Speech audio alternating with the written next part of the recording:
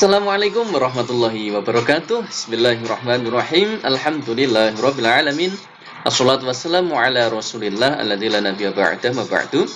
Selamat pagi anakku sekalian. Alhamdulillah pada kesempatan hari ini kita dapat berjumpa lagi melanjutkan pelajaran kita pendidikan agama Islam.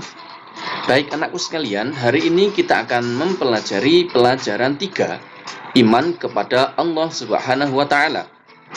A. Yakin Allah itu ada, dan B. Allah Maha Esa. Mari anakku sekalian, kita awali pelajaran kita hari ini dengan berdoa bersama-sama.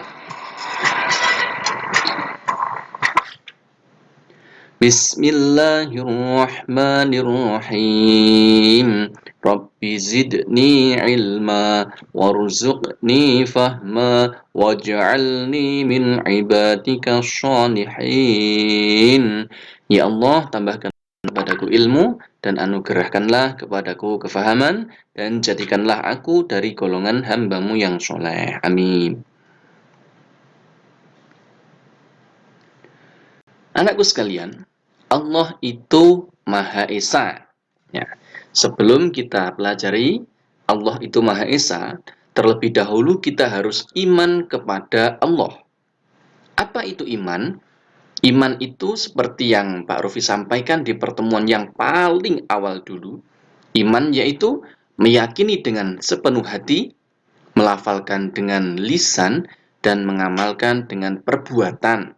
Berarti iman kepada Allah itu hatinya yakin bahwa Allah itu ada, kemudian lisannya itu mengikrarkan, mengucapkan akan keberadaan Allah sebagai satu-satunya Tuhan, yaitu dengan mengucapkan kalimat syahadat. Kalimat apa, nak? Kalimat syahadat yang bunyinya asyhadu alla ilaha illallah wa asyhadu anna Muhammadar Rasulullah. Setelah hatinya yakin, lisannya mengikrarkan, maka perbuatannya juga harus sesuai dengan keimanan tersebut, yaitu dengan melaksanakan perintah Allah dan menjauhi larangan Allah. Di antaranya perintah Allah, mendirikan sholat sehari 5 waktu, kemudian berbakti kepada orang tua, dan seterusnya, yang itu termaktub dalam rukun Islam. Oke. Setelah kita tahu dan kita meyakini tentang rukun iman atau iman kepada Allah, berikutnya kita pelajari Allah itu Maha Esa. Tanda orang yang beriman adalah mengakui bahwa tidak ada Tuhan yang patut disembah melainkan Allah. Itu tadi, ya. Hanya kepada Allah kita berdoa dan hanya kepada Allah kita memohon pertolongan. Jadi berdoa itu hanya kepada Allah, tidak boleh berdoa atau memohon kepada selain Allah. Sebagaimana firman Allah dalam surat Al-Ikhlas, A'udzu billahi minasyaitonir rajim, Allahu ahad, Allahus samad. Jadi keterangan yang menerangkan tentang Allah itu Maha Esa itu termaktub dalam Quran surat Al-Ikhlas, Qul huwallahu ahad, dan seterusnya. Allah Maha Esa artinya Allah Maha Satu atau Maha Tunggal. Jadi Esa itu artinya satu, nah. Esa itu artinya satu atau tunggal. Allah Maha Esa berarti Allah Maha Tunggal, berarti tidak ada Tuhan selain Allah. Nah, Allah Maha Esa atau Allah Maha Tunggal berarti Allah tidak berbilang, nak. Allah tidak dua, Allah tidak tiga, Allah hanya satu, tidak berbilang. Oke? Berarti tidak ada yang namanya Tuhan Bapa, tidak ada namanya Tuhan Ibu, tidak ada Tuhan Anak. Tuhan itu hanya satu, yaitu Allahu Ahad, Allah Maha Esa. Tidak ada sekutu bagi Allah. Sekutu itu apa? Sekutu itu rekan kerja. Ya, sekutu itu rekan kerja, teman kerja. Ya, kalau ada rekan kerjanya berarti kan punya teman dia, gitu, duwe bolo. Nah, sedangkan Allah nggak punya bolo. Allah hanya satu, tanpa sekutu, tanpa bolo. Allah mampu menciptakan alam semesta ini beserta dengan isinya, menciptakan manusia. Satu Indonesia berapa juta manusia? Satu dunia berapa triliun manusia, ya toh? Hewan, ada tengu, ada tumo, ada semut, jumlahnya berapa? Semua punya nyawa, semua punya mata, punya hidung, semua butuh makan, semua dikasih makan oleh Allah. Jadi Allah mampu untuk menciptakan semua itu tanpa sekutu, tanpa rekan kerja. Kemudian Allah tidak beranak dan tidak diperanakkan, ya. Beda dengan manusia, beda dengan hewan. Kalau manusia itu ada karena dilahirkan, ya, berarti manusia diperanakkan dan manusia juga beranak, melahirkan. Demikian juga dengan hewan. Hewan itu ada karena dilahirkan, gitu. Berarti dia punya ibu, punya bapak. Sedangkan Allah tidak. Tidak ada Tuhan bapak, tidak ada Tuhan ibu, tidak ada Tuhan anak. Allah itu ada tanpa beranak dan tanpa diperanakkan. Karena Allah sebagai sang khalik, sebagai sang pencipta, berbeda dengan makhluk atau yang diciptakan. Kemudian tidak ada yang menyamai kekuasaannya, tidak ada yang mampu menyamai kekuasaan Allah. Allah yang menciptakan semua ini alam dunia ini, maka tidak ada yang menyamai kekuasaan Allah. Di Indonesia ini, di suatu negara, siapa yang paling berkuasa? Pak Presiden. Nah, Allah lebih kuasa daripada Pak Presiden. Kemudian di dunia ini, yang paling berkuasa siapa? PBB. Wah, Allah lebih kuasa daripada ketua PBB. Ya, tentu karena Allah yang menciptakan semua itu.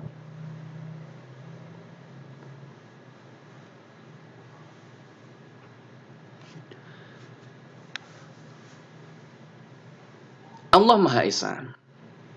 Allah satu-satunya Tuhan manusia. Berarti kita harus menyembah kepada Allah. Sedangkan perbuatan menyembah Tuhan selain Allah disebut dengan syirik. Apa nak? Syirik. Ya, syirik itu nama perbuatannya, perbuatan syirik. Sedangkan orang yang melakukan perbuatan syirik disebut musyrik.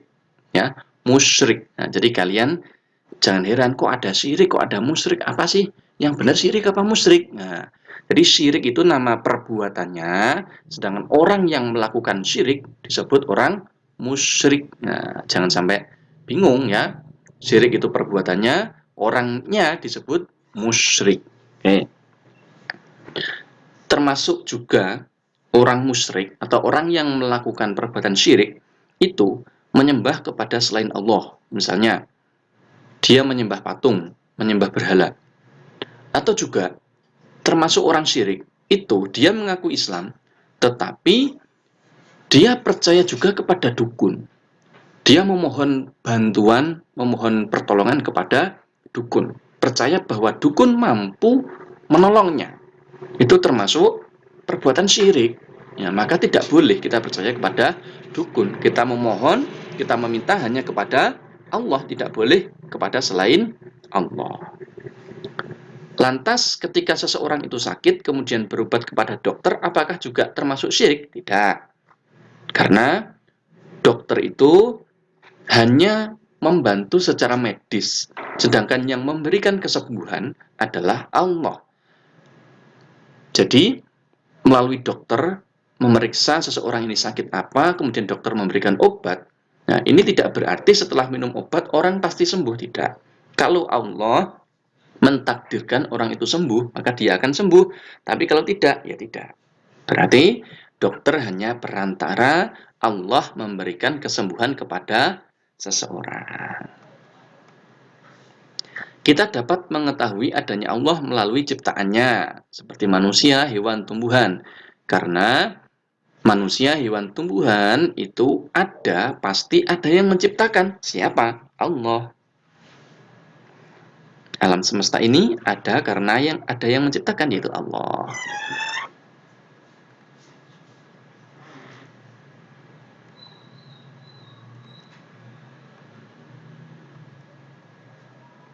Oke. Eh, Allah itu Maha Esa tertuang dalam Al-Quran surat Al-Ikhlas ayat 1 ayat 4. Al-Ikhlas itu qul huwallah itu loh nak. Ada 4 ayat.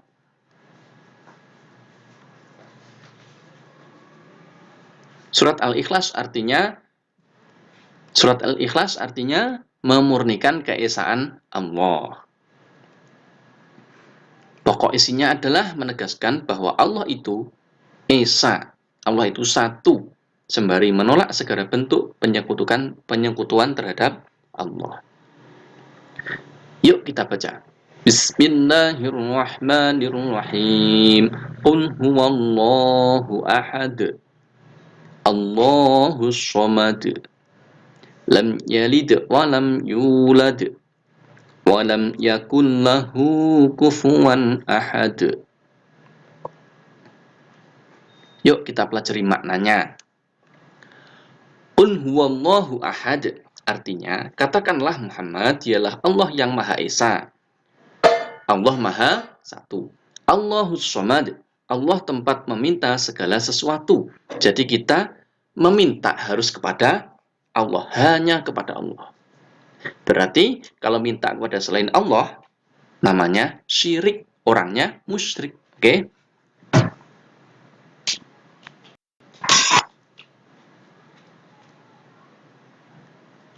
Lam yalid walam yulad. Allah tidak beranak dan tidak pula diperanakan, ya. Allah tidak dilahirkan dan Allah juga tidak melahirkan. Allah itu ada tanpa dilahirkan. Walam yakun lahu kufuwan ahad. Dan Allah tidak ada sesuatu yang setara dengan Dia. Jadi tidak ada sesuatu pun yang mampu menyamai kekuasaan Allah. Seperti yang Pak Rufi jelaskan tadi, Pak Presiden, PBB, kekuasaannya tidak bisa menyamai Allah. Tetap Allah yang paling kuasa. Baik, demikian pelajaran kita hari ini tentang Allah Maha Esa. Tentang kita beriman kepada Allah, yakin Allah itu ada dan Allah itu Maha Esa. Baik, lupa dikerjakan soal evaluasinya di Google Form. Mari kita akhiri dengan bacaan hamdalah bersama-sama. Alhamdulillahi Rabbil Alamin. Billahi taufiq wal hidayah. Wassalamualaikum warahmatullahi wabarakatuh.